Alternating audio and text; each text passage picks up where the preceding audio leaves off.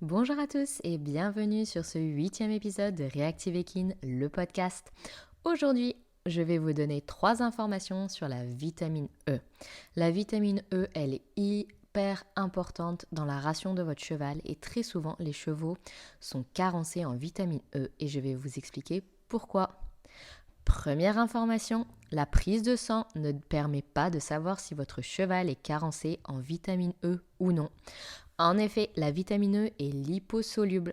Ça veut dire qu'elle est stockée dans les graisses et ne sortira que lorsque le corps en a besoin.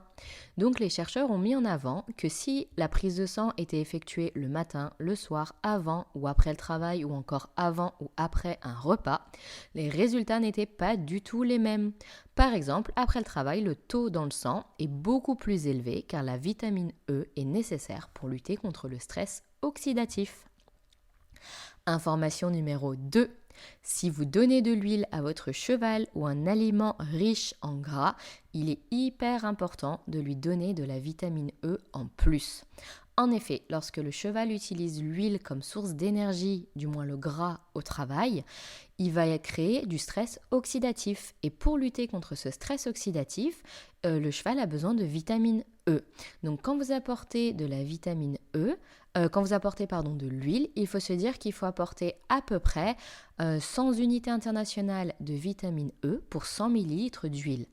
Pensez-y, c'est pas parce que votre cheval ne montre aucune carence en vitamine E tout de suite qu'il ne l'est pas.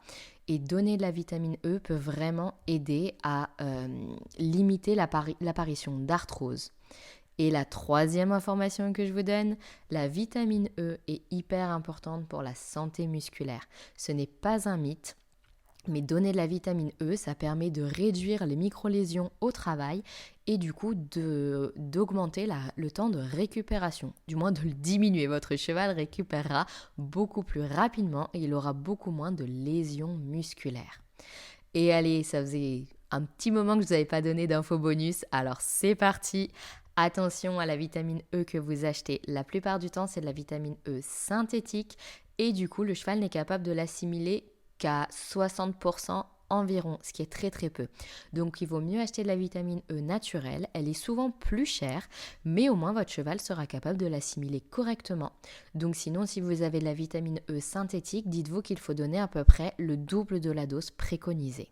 Et d'ailleurs, je ne vous ai pas dit, mais la dose préconisée, à la base, les chercheurs avaient décidé que c'était environ 800 unités internationales, mais maintenant ils remettent vraiment ça en cause et ils ont vu que les chevaux de sport qui avaient entre 1500 jusqu'à 3000 unités internationales de vitamine E par jour se portaient beaucoup mieux, aussi bien dans leur tonus musculaire que dans leur travail.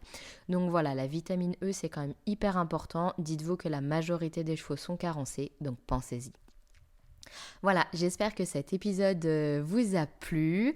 Comme d'habitude, vous pouvez retrouver toutes les infos et plus encore sur mon site internet www.reactiveekin.fr. Retrouvez-nous aussi sur les réseaux sociaux où je vous donne plein d'informations, des publications toutes les semaines et je vous dis à bientôt.